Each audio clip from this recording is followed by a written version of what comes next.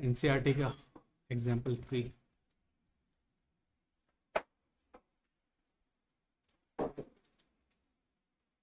भाई ये बहुत इंपॉर्टेंट क्वेश्चन है ना।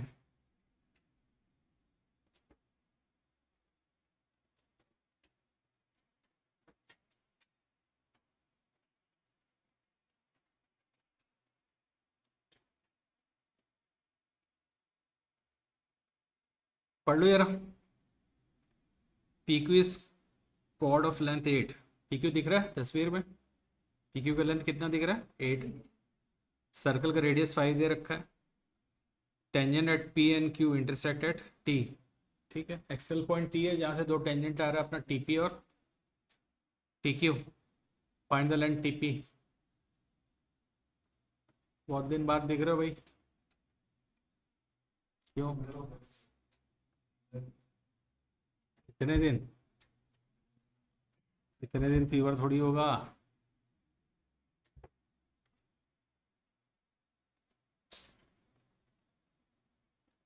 भाई मेरी बात सुनो बहुत ध्यान से। अक्टूबर आधा निपट गया। कितना जल्दी निकला अक्टूबर। ये 15 दिन आप लोग सोचो कितना तेजी से निकला। आने वाले जो मंथ है ना वो इससे भी फास्ट निकलेंगे, क्योंकि आपके पास चैलेंजेस बहुत रहेंगे। कोर्स कंप्लीशन, प्री बोर्ड आके सामने दस्तक देगी आपको, फिर बोर्ड का उसी समय टाइम टेबल अगर रिलीज होगा तो चारों तरफ से ना, चारों तरफ से कुछ ना कुछ तुम लोग के पास आते रहेगा। तो आने वाला समय बहुत तेजी के साथ निकलने वाला। तो भाई अभी अक्टूबर से ये जो छुट्टियां उट्टियां आ रही है ना, दिवाली दशहरा, ये मत सोचना दिवाली के बाद कर लेंगे। नहीं, नवंबर से करेंगे। दिसंबर में कौन पढ़ाई करता है? 1 जनवरी से करेंगे हैं। फिर जनवरी गया तो ठीक है, अब फरवरी महीना ही तो बचा है, फरवरी से करेंगे। तो उस बच्चे का क्या होगा फिर मालूम है? जो ऐसा आगे आगे का जिसके मन में आ रहा है ना बेटा यहाँ से करूंगा वहां से करूंगा, सोच लेना। फिर उसको ना 2025 से करना पड़ेगा मालूम है? फिर से नई शुरुआत। अगर किसी को लग अगर किसी को लग रहा है कि मैं इस महीने से पढ़ाई चालू करूंगा तो बेटा उसके साथ ऐसा होगा, या तो मार्क्स बहुत खराब आएंगे, अगर निपट गए तो फिर 2025 तुम्हारे लिए फिर से इंतजार करेगा। तो क्यों 1 साल खराब करना अपना? अभी छुट्टियों का समय है, भरपूर टाइम, आधा दिन पढ़ो और आधा दिन खूब मस्ती करो। फर्स्ट हाफ पढ़ाई में, कि फेस्टिवल टाइम है ना, फिर घर वाले शॉपिंग पे निकलेंगे, इधर जाएंगे उधर जाएंगे, मन मार के तो घर में पढ़ाई नहीं होती। इसलिए सुबह सुबह 6-7 बजे छुट्टी, जैसे दिवाली की छुट्टियां अभी दशहरे में जो लगी, तो हॉलीडेज ऐसे यूज़ करना चाहिए। मॉर्निंग आवर्स में पढ़ लो 4-5 घंटा, 12 बजे तक 1 बजे तक पढ़ लो, पर एंजॉय भी करो। और सुबह का टाइम मिस किए ना, खुद को बेवकूफ़ मत बनाना, दिन को पढ़ लेंगे, नहीं होगी पढ़ाई। शाम को हो ही नहीं सकती अभी इस माहौल में, है ना। और रात को तो दिवाली का टाइम है, रात को तो पढ़ाई होती नहीं है। अभी लक्ष्मी जी का टाइम है ना, सरस्वती जी का टाइम नहीं रहता रात को।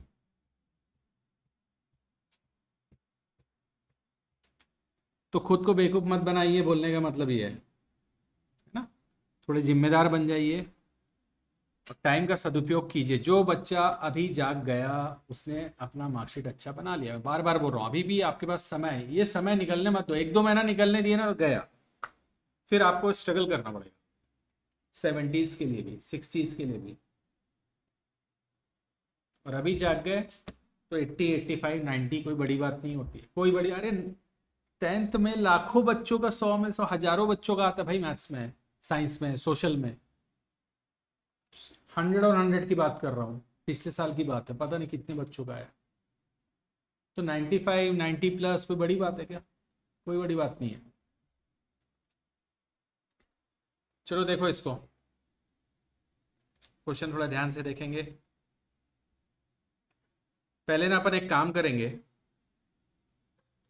ये दो टेंजेंट है, इस एक्सेल पॉइंट से मैं सेंटर को ज्वाइन कर रहा हूँ। अच्छा, लेंथ ऑफ टेंजेंट तो बराबर होता, पता ही है सबको। इस एक्सटर्नल पॉइंट से मैं सेंटर को ज्वाइन कर रहा हूँ, तो ये दोनों एंगल भी क्या होते हैं? बराबर होते ही है, ये अपने को याद है ना। अदरवाइज अपन इसको प्रूव भी कर सकते हैं। तो एक काम करते हैं अपन, ये ट्रायंगल और इस ट्रायंगल को पहले कॉमन प्रूव करते हैं। क्या प्रूव करेंगे? क्यों प्रूव करेंगे? क्योंकि मुझे ये बताना है कि ये जो लाइन आ रहा है ना, that is perpendicular bisector of P Q. ये अपने आप में एक क्वेश्चन है। एक्सटर्नल पॉइंट और सेंटर को ज्वाइन करने वाला लाइन, ये जो कॉर्ड बन रहा है इसका परपेंडिकुलर बाइसेक्टर होता है। ये अपने आप में क्वेश्चन है। ऐसा क्वेश्चन आ सकता है आपको कि ये लाइन क्या कर रहा है, इसको बाइसेक्ट तो कर ही रहा है और 90 डिग्री पे बाइसेक्ट कर रहा है। तो मैं पहले इस चीज़ को प्रूव करने वाला हूँ क्योंकि इसकी ज़रूरत पड़ेगी अपने को। We are taking this to triangle. इन दोनों को इजीली क्या कॉन्ग्रुएंट प्रूव किया जा सकता है? हाँ, कैसे? This is equal to this one, ये कॉमन है। और क्या लें? है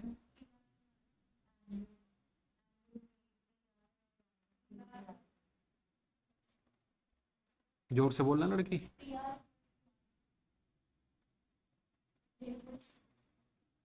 T R equal to R Q, radius है।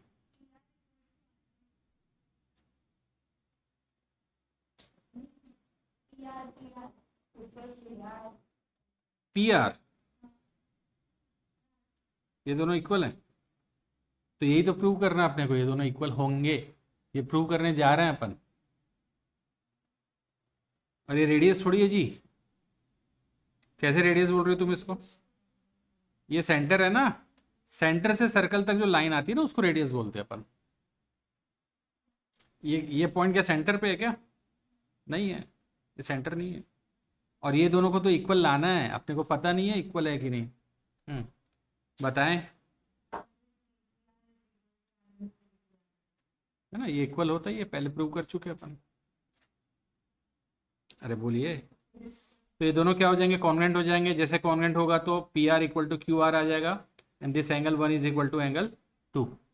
But this is a straight line, तो ये दोनों का सम भी 180 होगा और ये दोनों इक्वल हैं, तो एंगल 1 आ जाएगा 90। So we can say this is perpendicular bisector of this two. मैं करके दिखा रहा हूँ, चिंता मत करो, ध्यान से समझो। सबसे पहले तो अपन लेंगे T P R and T Q R. We are taking triangles TPR and triangle। पहला पॉइंट लिखाइए TP equal to TQ, length of tangents are equal. Second TR equal to TR, common. तीसरा angle 1 is equal to angle 2। Reason क्या लिखोगे? 1 और 2 का reason क्या है?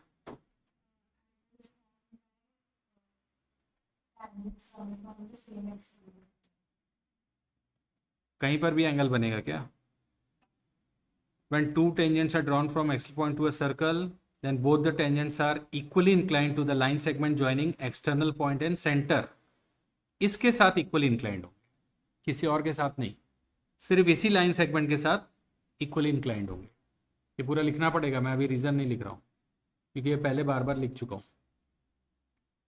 अरे पहले का रीज़न तो पता ही है ना, length of tangent are equal, ये कॉमन। थर्ड मैंने बता दिया है ना, tangents are equally inclined with the line segment joining external point and centre of the circle. इस लाइन सेगमेंट के साथ दोनों टेंजेंट हमेशा इक्वली इंक्लाइंड होती हैं, मतलब कि इक्वल एंगल बनाती हैं। तो किससे हो गया जी ये? ऐसे triangle TPR is congruent to TQR by SAS। और जैसे ये हुआ PR equal to QR and angle 3 is equal to angle 4। दोनों पॉइंट के पीछे कारण क्या है? CPCT. PR equal to QR आ चुका है, 3 इक्वल टू 4 आ चुका है। अच्छा, 3 और 4 का सम 180 होगा क्या? क्यों होगा? कोई कारण बताएगा? PQ क्या है? स्ट्रेट लाइन है, तो स्ट्रेट लाइन पे जो एडजेसेंट एंगल होते हैं उनका सम कितना होता है? 180। तो लीनियर पेयर लिख दो यहाँ पे। ये दोनों कैसे हैं? They are linear pair, they are forming a linear pair. Linear pair का मतलब क्या है? एक स्ट्रेट लाइन है, अब यहाँ पे जो दो एडजेसेंट एंगल बनेंगे इनका सम सदैव 180 डिग्री होता है। इसको बोलते हैं अपन, ऐसे एंगल्स को बोलते हैं लीनियर पेयर। और 3 और 4 बराबर भी हैं, तो 3 + 3 = ट्वाइस ऑफ 3 = तो एंगल 3 कितना, तो अब 2 पॉइंट आ गया। एंगल 3 90 डिग्री है, लिखो नीचे, एंगल 3 90 डिग्री है and P R is equal to Q are.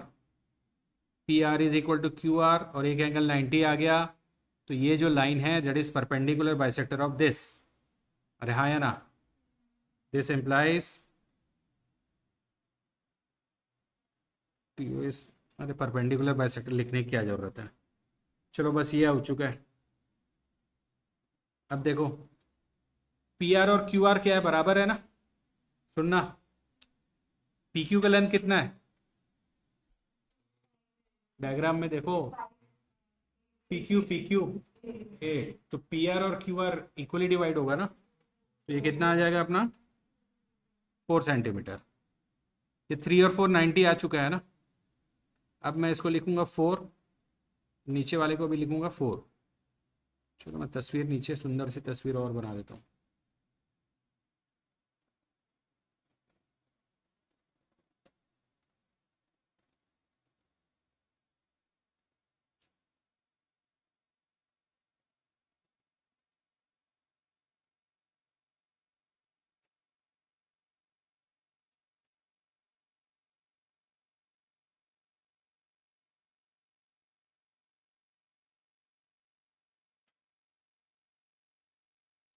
तो ये 5 था, ये अपन ने 4 ले आया।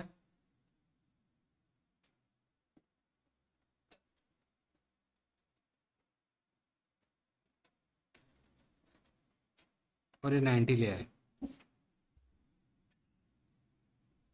ये ओ है। यहाँ तक अपना काम हो चुका है, सबकी नज़र सामने रहेगी। ये ट्रायंगल दिख रहा है, कैसा ट्रायंगल है, राइट ट्रायंगल है। 90 बना हुआ, पी आर ओ कैसा हो जाएगा, right triangle. P R O is a right triangle. तो मैं उसे पाइथागोरस अप्लाई कर सकता हूँ। 90 का opposite hypotenuse OP, OP hypotenuse हो गया। OP square is equal to P R square plus O R square. OP की वैल्यू 5 है, पी आर 4 है, ओ आर निकालना है। 25 - 16 इक्वल टू ओ आर कितना आएगा 9। ओ आर कितना आ गया, ये आ गया अपना 3। ठीक है, निकालना क्या है इस क्वेश्चन में अपने को, किसी को पता है, टीपी। तो टीपी को, अरे ध्यान से देखो भाई, बहुत इंपॉर्टेंट क्वेश्चन है। टीपी फाइंड करना है अपने को। उसको क्या मान लिया मैंने, एक्स, और टी आर को माना मैंने वाई।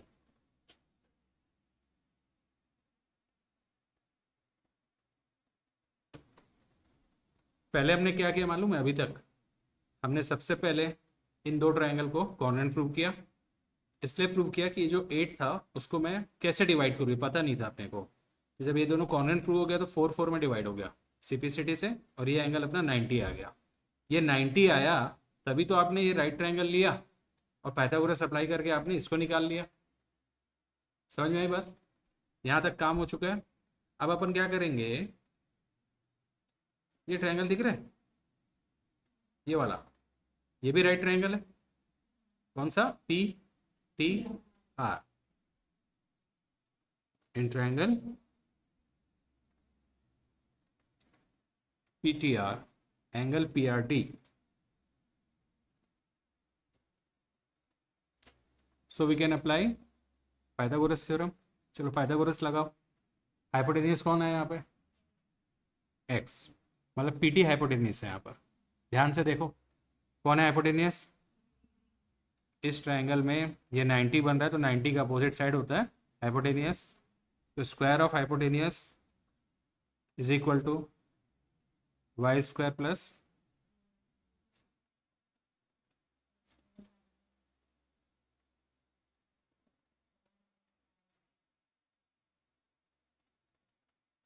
इसको एक इक्वेशन दे दो।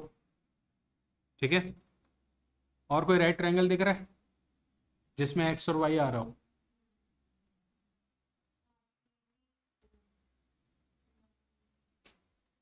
क्योंकि ये तो 90 होता ही है।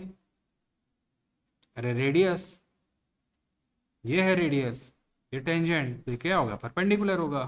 हाँ या ना?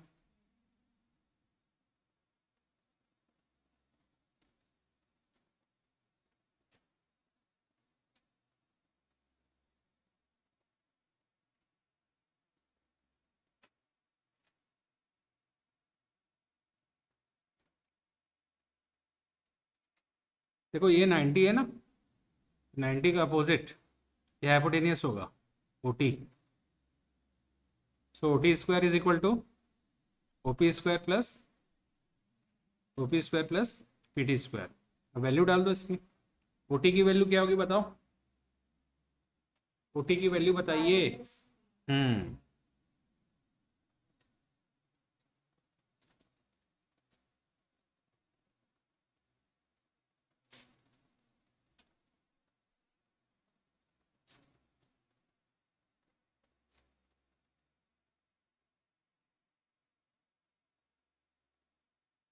अब क्या करें?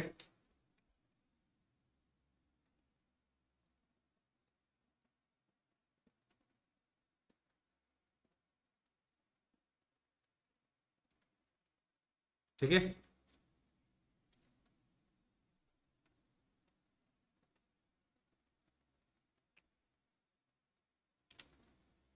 एक्स स्क्वायर की ये वाली वैल्यू ना यहाँ पे डाल दो।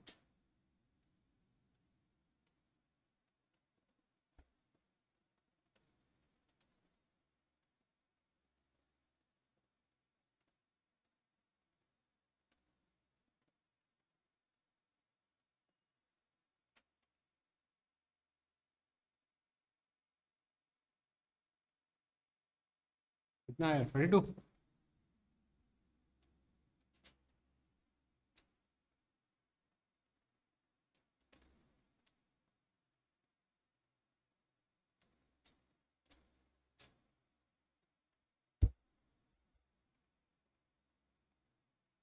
कितनी है वाई की वैल्यू? बट अपने को तो एक्स निकालना है, इसमें डाल दो वैल्यू।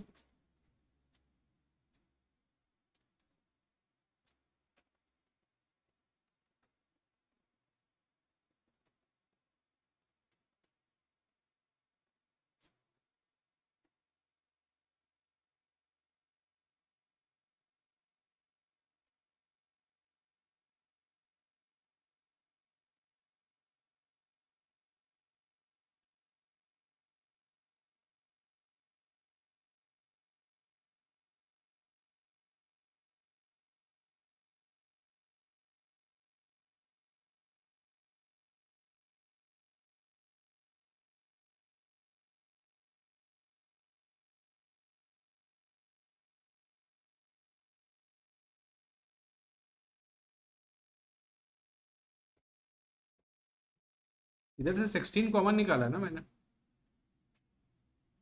समझ में आया? अच्छा, यहाँ से एक 16 निकलेगा तो एक 16 बचेगा, 3 का स्क्वायर 9 बचेगा। ये 16 बाहर तो 1 बचेगा। अरे हाँ या ना? तो ऐसा लिख लो।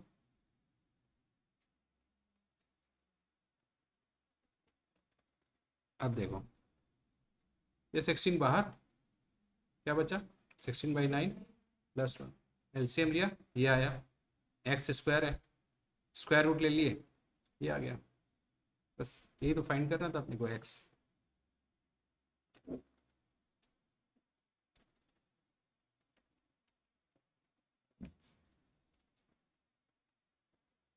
नोट कर लो।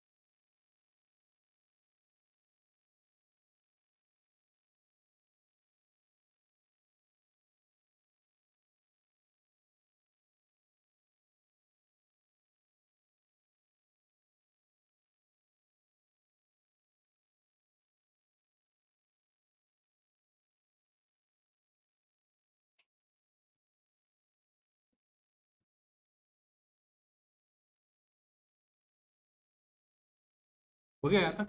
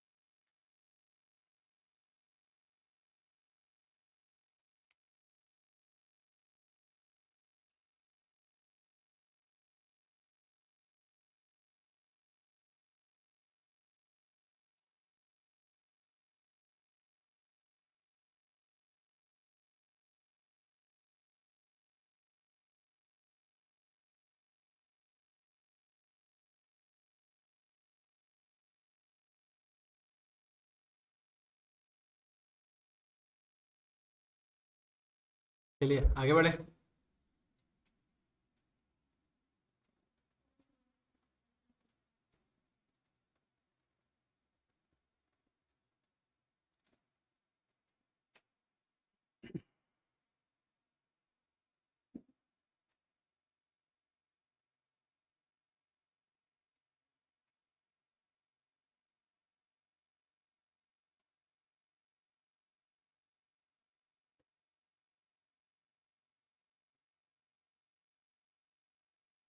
हो गया, हटाऊं भाई?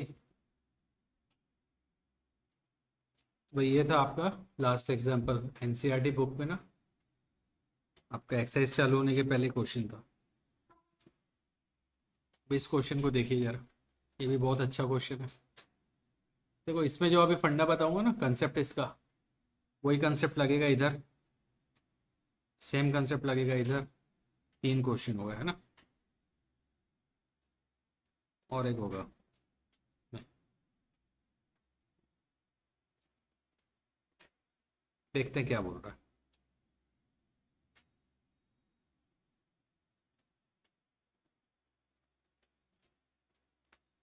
राइट ट्रायंगल दिया है, राइट एंगल एट बी। यहाँ पे जो ट्रायंगल है 90 डिग्री कहाँ पर है? बी पर है बोल रहा है। और बी सी और ए बी का लेंथ गिवन है, बी सी 6 है, ए बी 8 है।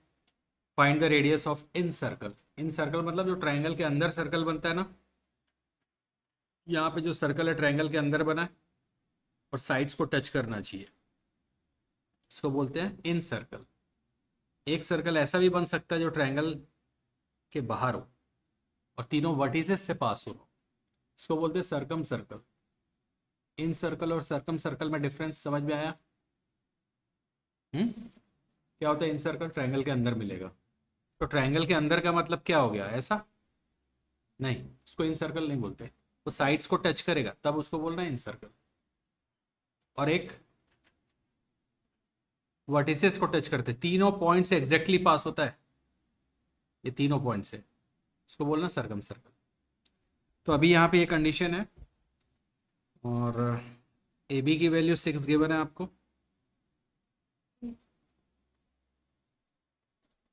कितना? बी सी 6 है क्या? ये आपका 8 है, ये आपका 6 है। फाइंड रेडियस ऑफ सर्कल, ये आपका रेडियस।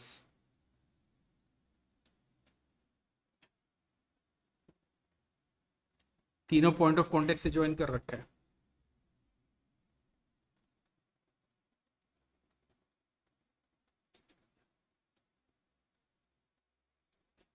सुनो, बहुत ध्यान से सुनना बेटा। ये एंगल ऑलरेडी 90 गिवन है। ये एंगल क्या है, क्वेश्चन में पढ़ो। ट्रायंगल कैसा ट्रायंगल है, राइट ट्रायंगल है, ठीक है। तो सॉल्यूशन अपन यहीं से लेंगे।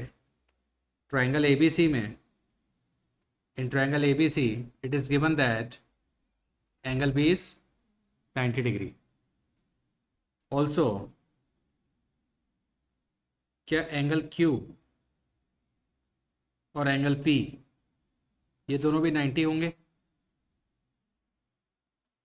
एंगल क्यू 90 होगा क्या? क्यों होगा? Radius is perpendicular to tangent at point of contact. तो ये टेंजेंट है ना, और ये रेडियस है, पॉइंट ऑफ कॉन्टैक्ट पे मिल रहे हैं, तो angle definitely 90। Again this is your tangent, ये रेडियस, तो ये भी क्या होगा, 90 होगा। वही तो लिखा मैंने, एंगल क्यू भी 90 है और एंगल पी भी 90 है, उसको ऐसा लिखा। रीज़न लिखना है तो लिख लेना,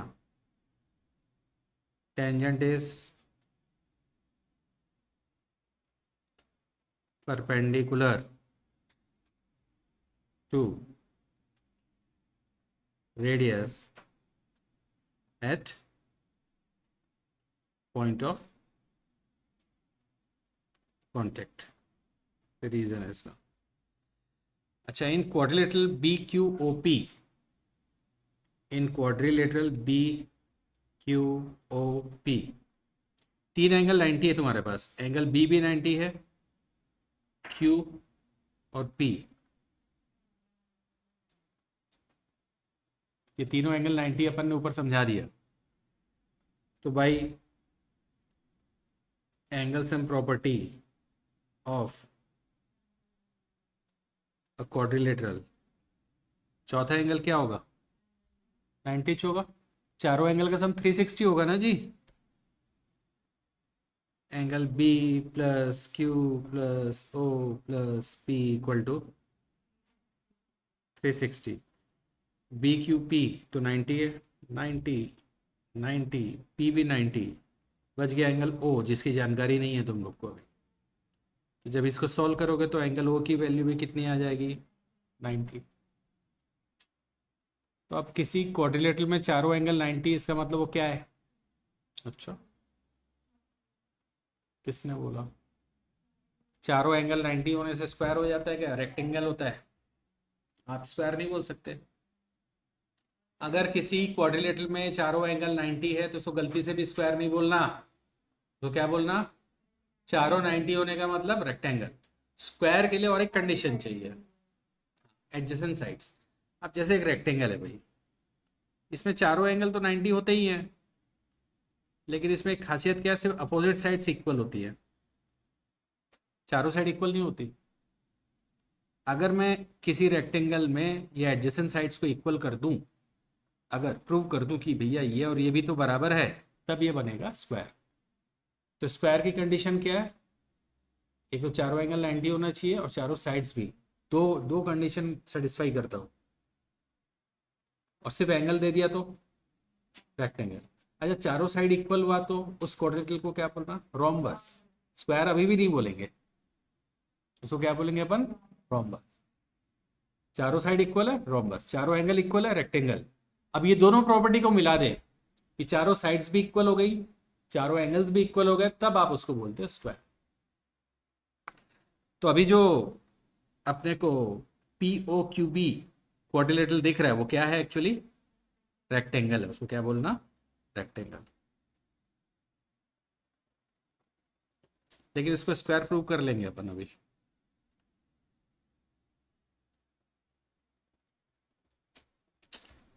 अच्छा, quadrilateral P O Q B is अ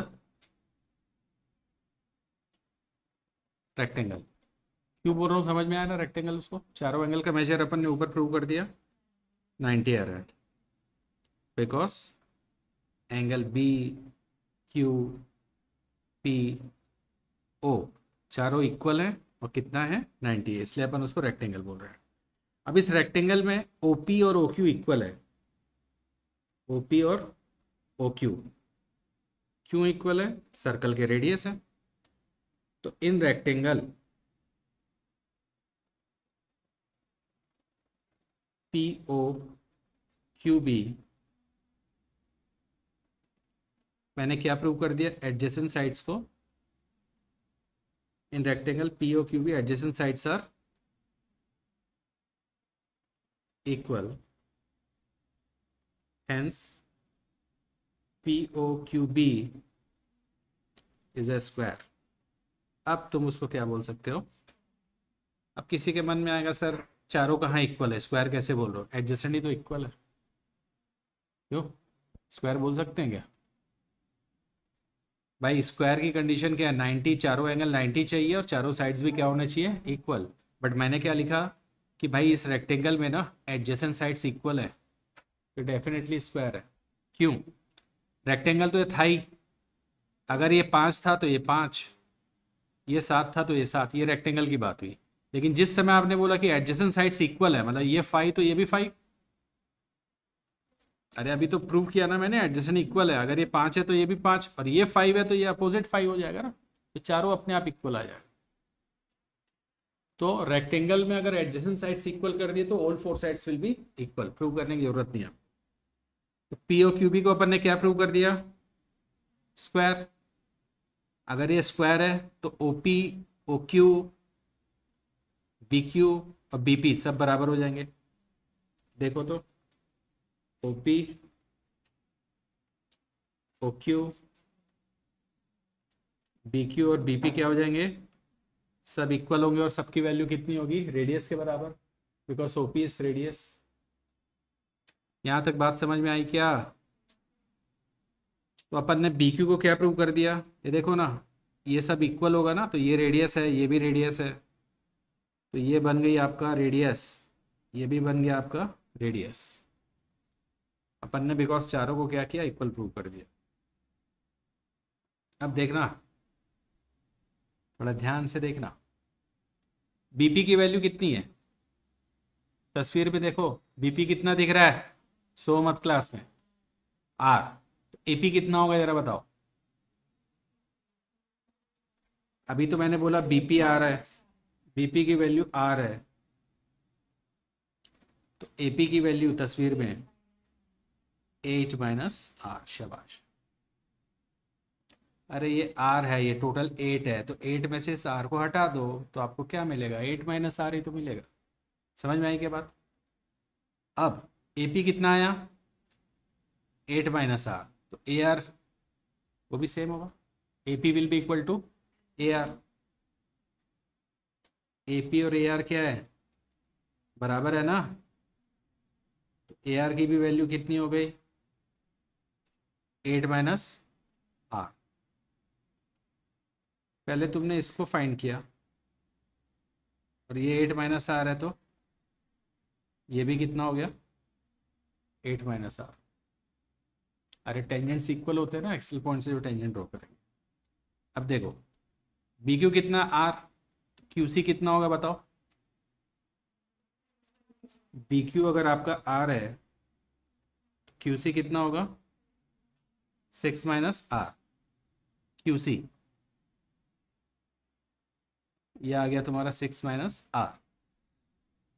और सी क्यू और सी आर इक्वल है, C Q is equal to, reason सबको पता है ना, तो सी आर की वैल्यू भी कितनी हो जाएगी, 6 माइनस आर, तो ये आ गया आपका 6 माइनस आर।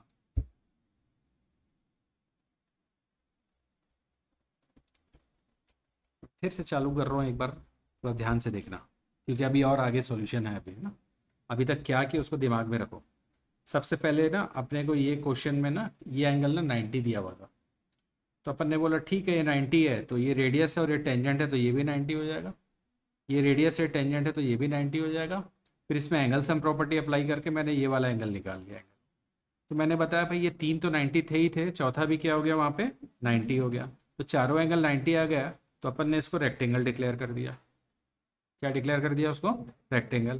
फिर अपन ने बताया कि भैया देखो इस रेक्टेंगल में ना एडजेसेंट साइड्स इक्वल है, क्या अपनी मर्जी से बोल रहे हैं अपन, नहीं, ओपी और ओक्यू तो इक्वल है ही। क्यों इक्वल है, हाँ क्योंकि इस सर्कल के ना दोनों रेडियस है तो वो इक्वल हो गई। तो रेक्टेंगल में अगर आपने एडजेसेंट साइड को इक्वल डिक्लेयर कर दिया तो इट विल बी स्क्वायर। तो अपन ने बताया ये रेक्टेंगल और ये दोनों इक्वल है, तो rectangle P O Q B actually क्या हो जाएगा, बिकॉज उसके एडजेसेंट साइड्स इक्वल है तो वो क्या हो जाएगा, स्क्वायर। स्क्वायर प्रूव करना बहुत जरूरी है इसको, क्योंकि जब ये स्क्वायर प्रूव होगा तब इसकी चारों साइड्स इक्वल हो जाएंगी और ये रेडियस के कारण चारों की वैल्यू आर आर हो जाएगी। जैसे ये आर आएगा ना तब आपको आगे का सॉल्यूशन मिल पाएगा, आर आने के बाद, क्योंकि जैसे ये आर आया आपने इसको फाइंड कर लिया 8 माइनस आर, और ये 8 माइनस आर है तो ये भी क्या हो गया 8 माइनस आर। ये आर था तो आपने वी ए फाइंड कर लिया 6 minus R, and this is 6 minus R, तो ये भी कितना 6 माइनस आर। बस अभी तक इतना ही किया अपन ने। अब देखो मैंने इन दोनों की वैल्यू तो निकाल ली, दो सेगमेंट की वैल्यू, कौन कौन से सेगमेंट, ए आर और सी आर की। अगर मेरे पास ए सी की वैल्यू आ जाए, क्योंकि ये 8 है ये 6 है, तो यहाँ पाइथागोरस अप्लाई करके we can obtain very easily value of A C. ठीक है, ट्रायंगल क्या लेना पड़ेगा अपने को, ए बी सी।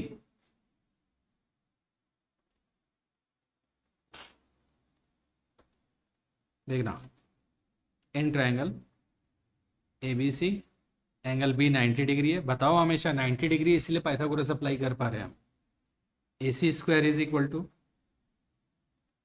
ए B square plus B C square.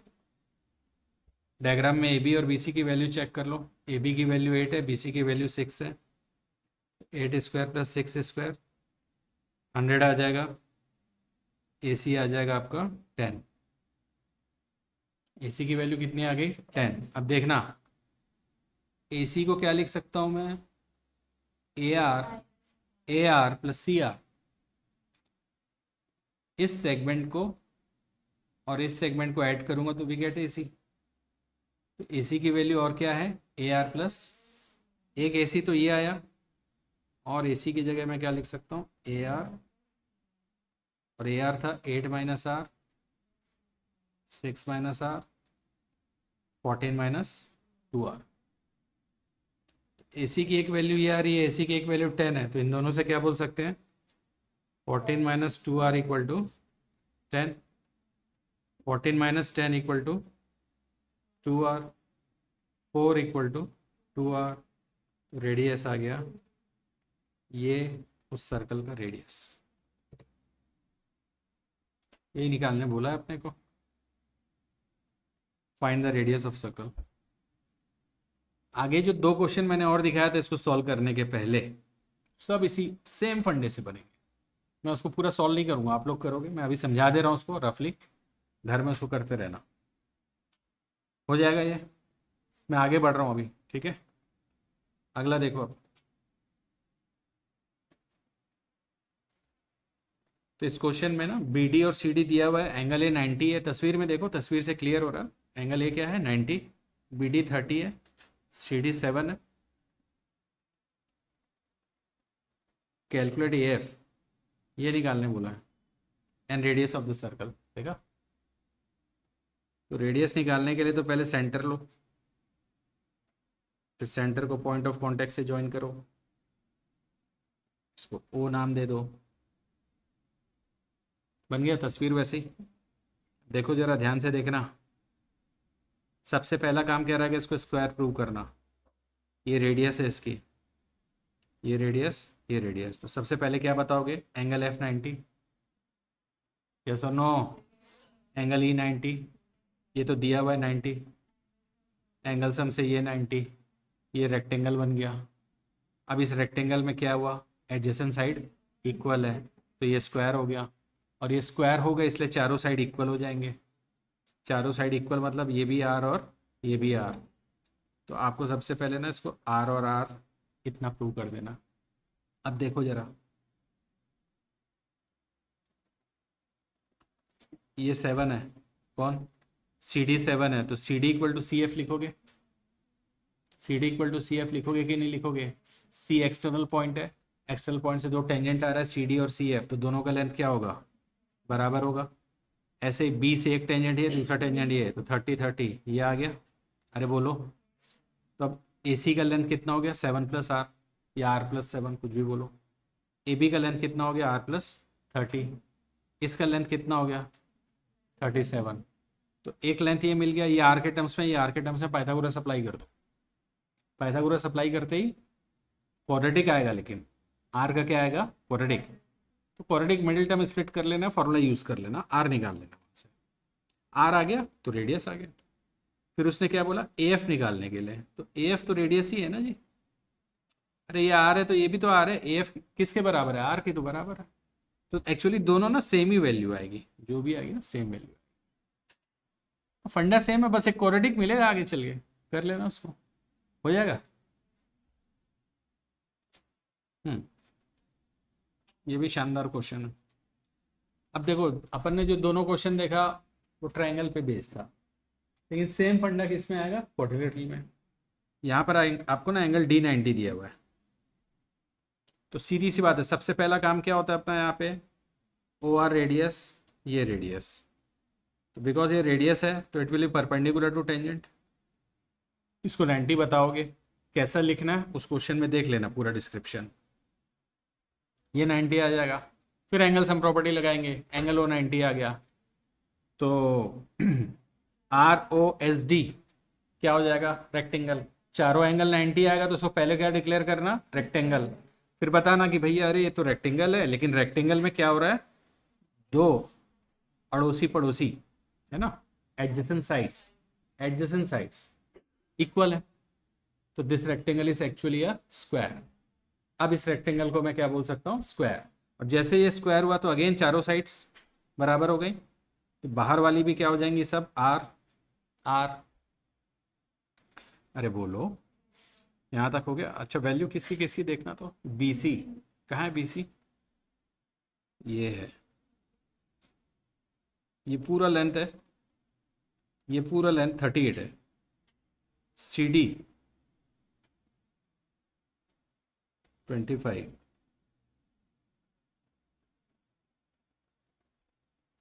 BP 27,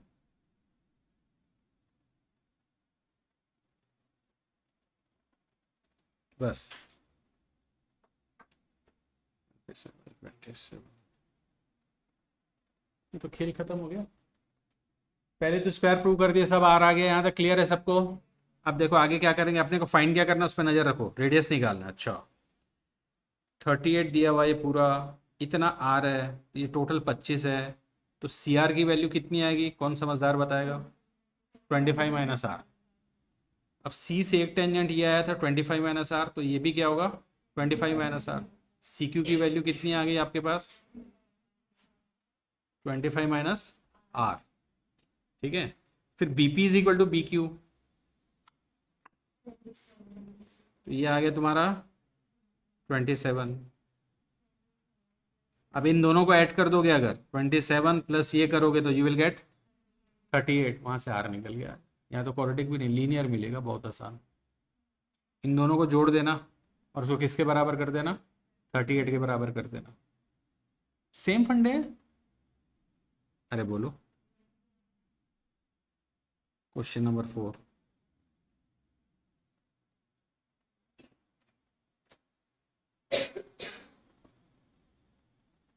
ये बहुत आसान क्वेश्चन है, चलो अब देखते हैं कौन दिमाग लगा रहा है। एक पॉइंट, दो सर्कल है, दोनों सर्कल क्या कर रहे हैं, एक दूसरे को टच कर रहे हैं, एक छुटकू एक बड़कू, दोनों ने क्या किया, एक दूसरे को टच किया। और एक पॉइंट है T बाहर, वो T से ना टेंजेंट आ रहा है, तीर आ रहे हैं वहां से कंटिन्यूस। पहला तीर ये, दूसरा तीर ये, तीसरा तीर ये, मतलब सब टेंजेंट्स है, टच करते हुए जा रही है ना। तो बोलता है कि TQ टेंजेंट और TR टेंजेंट इक्वल हो गए, प्रूव करो। अरे ऐसे ही है, हलवा है। दो बार सेम प्रॉपर्टी लगेगी, शाबाश। पहले स्मॉल सर्कल को कंसिडर करना, तो यहाँ पे ना सेंटर नहीं दिया है, तो इसको सेंटर O ले लेना और इसको सेंटर O डैश, क्योंकि बताना पड़ेगा तुम किस सर्कल की बात कर रहे हो। तो T sectional point for circle with centre O, मतलब टीचर समझ जाएगा तुम इसकी बात कर रहे हो। Circle with centre O dash, मतलब आप इसकी बात कर। तो T sectional point for this circle, so that T Q is equal to T P. क्या आएगा? T Q is equal to T P पहला। Again T sectional point for this circle, और यहां से भी क्या आ रही है, दो टेंजेंट इस सर्कल पे, तो क्या होगा? T R is equal to T P. अब इन दोनों इक्वेशन से क्या बोल सकते हैं? T Q is equal to T R. वो रीजन वीजन लिख लेना भाई, मैं लिख लिख के थक चुका हूँ। अब तो आप लोग लिख सकते हैं। बात समझ में आई? कितना आसान है बताओ। ये 2 नंबर वाले क्वेश्चन हैं सब, ये भी ऐसा ही हल हुआ। अरे बहुत आसान है, बहुत आसान। ए बी और ए सी क्या दिया है? बराबर दिया है। चलो मैं एक सॉल्व कर देता हूँ ना, तो तुम लोग बोलोगे आज तो सर कुछ कर ही नहीं रहे। कई लोग मन ही मन सोचते रहते हैं ऐसा मालूम। अरे ए बी और ए सी इक्वल दिया है ना, प्रूव क्या करना है? बी और C। ठीक है, चलो ए बी और ए सी क्या है? इक्वल है। ए बी को लिख सकता हूँ मैं A D plus B D, लिख सकते हैं ना। और ए सी को कैसे तोड़ेंगे? ए एफ प्लस हाँ सी एफ। रखना क्या क्या अपने को? बी ई और ए सी। अच्छा एक बात बताओ, इसको तो एक इक्वेशन नंबर दे दो। अब एक बात बताना, ए डी और ए एफ बराबर होगा ना? ए डी और बी डी और सी एफ और रीजन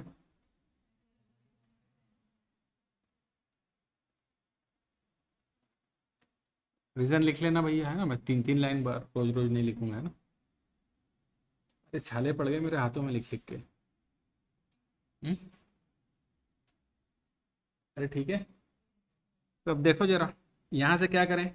एडी एडी एडी और ए एफ तो अपन ने बोला बराबर है, और यहाँ पे एडी और यहाँ पे ए एफ दिख रहा है, दोनों बराबर है, तो कैंसिल हो जाएंगे। अगले स्टेप में एडी की जगह क्या लिख लेना? A F. अरे कुछ समझ में आ रहा है कि नहीं?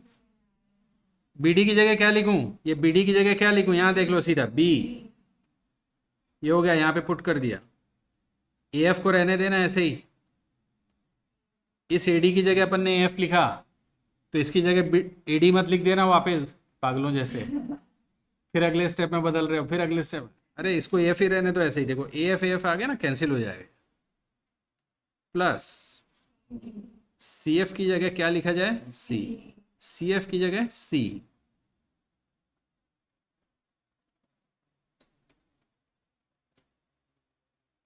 कितनी आसानी से खत्म।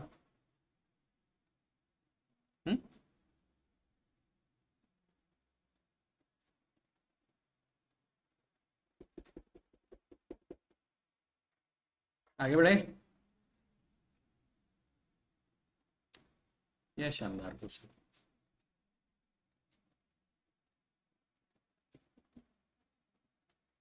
चलो बस एक ही क्वेश्चन करते हैं।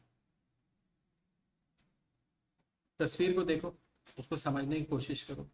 अरे मॉडर्न आर्ट है, मॉडर्न आर्ट, उसको समझने की कोशिश करो। क्या संदेशा मिल रहा है तस्वीर से? अरे ट्रायंगल एबीसी है, क्या दिख रहा है अपने को? ऊपर सबसे ऊपर क्या दिखा है? ट्रायंगल। ए बी को आगे बढ़ा है, देखो बढ़ा हुआ है ए बी। ए सी को भी आगे बढ़ा है ए आर। अब ना ये जो साइड जो बढ़ी ना आगे, ये बढ़ाया आगे, ये बढ़ाया आगे। अब अपन ने एक सर्कल ड्रॉ किया जो इस ट्रायंगल की साइड और इसको छू रहा है। इस मॉडर्न आर्ट में ये मैसेज मिला अपने को। यहां तक तो क्लियर है ना? तस्वीर क्या बोल रही है? अरे बोलो जी। अब इतना होने के बाद जब भी ऐसा केस होगा, बोलता है जब भी ऐसा होगा ना, ये सर्कल कहाँ कहाँ पे छू रहा है? क्यू और आर को।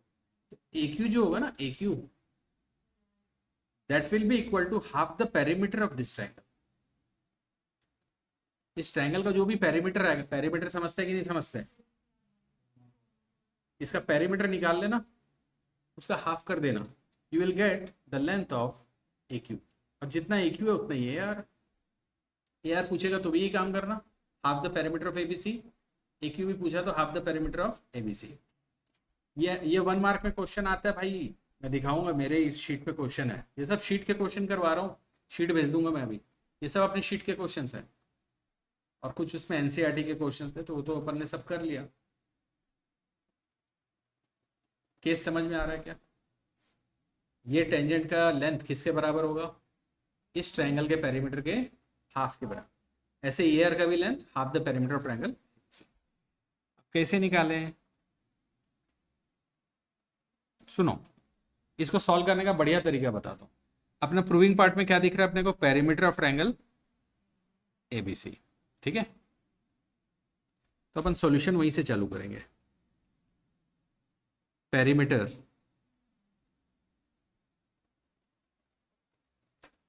ऑफ ट्रायंगल एबीसी क्या होगा? A B plus B C plus C A.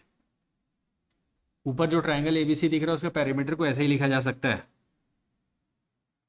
A B plus B C plus सी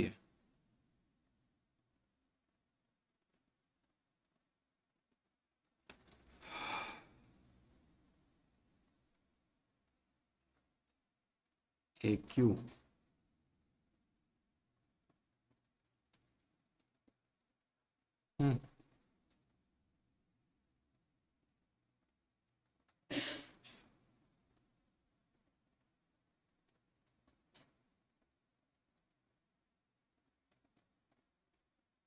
कैसे करें?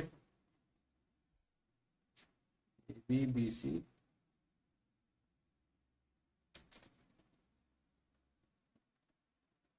चलो दूसरा तरीका देखो। A Q is equal to A are.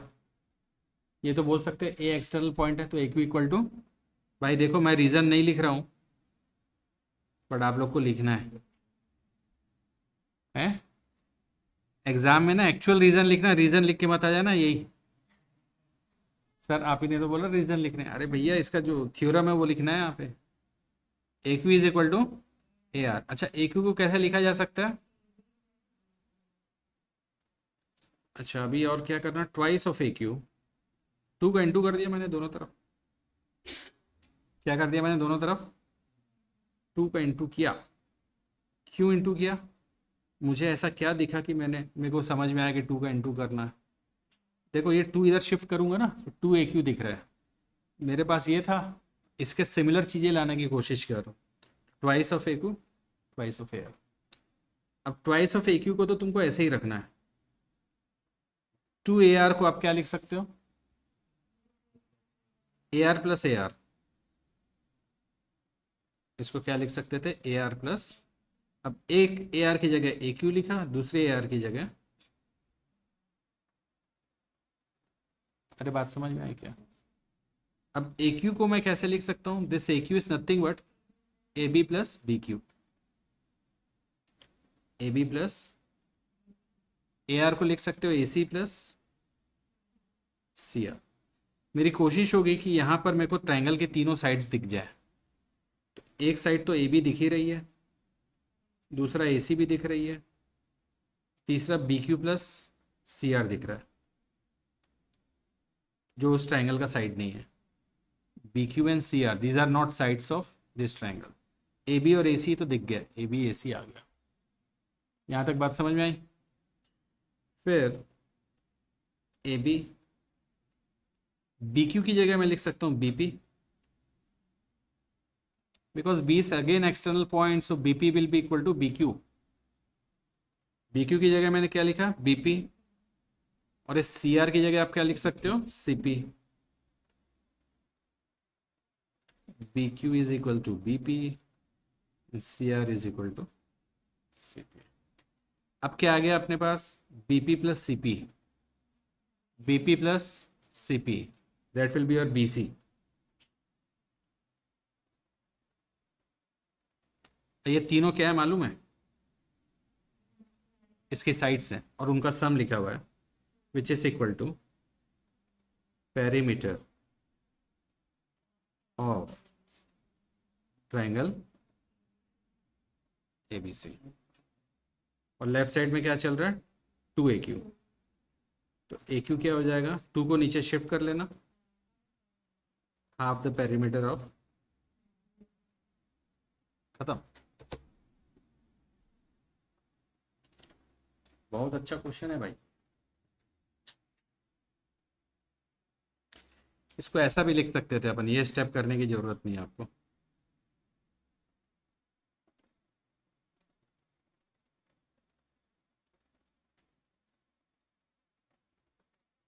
इसके बाद क्या लिखना है बताओ,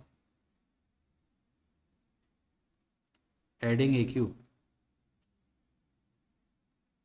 on both the sides. AQ equals to AR था, दोनों तरफ AQ ऐड किया, दिस विल बी 2AQ, ये आ गया ये। वो सब अननेसरी का लेंदी नहीं करते। फिर इसके बाद क्या किया, AQ को अपन ने तोड़ दिया AB प्लस BQ में, और AR को तोड़ दिया AC प्लस CR में। AB और AC ट्रायंगल के साइड से उनको सेपरेट कर लो, मिल गया BQ और CR। अब भाई BQ CR ट्रायंगल के बाहर के लोग हैं, लेकिन मैं BQ को कन्वर्ट कर सकता हूँ BP में। क्यों, B एक्सल पॉइंट है, तो यहाँ से जो टेंजेंट आएंगे उनका लेंथ बराबर होता है। सो BQ can be replace by this, BQ can be replace by BP and CR can be replace by CP। बस आ गया ये दोनों सेगमेंट, इन दोनों का सम कितना आ गया, BC। और ये तीनों साइड का सम को लिख सकता हूँ पेरीमीटर ऑफ ट्रायंगल ABC। 2 को नीचे शिफ्ट कर लिया, ये पार्ट अपना खत्म।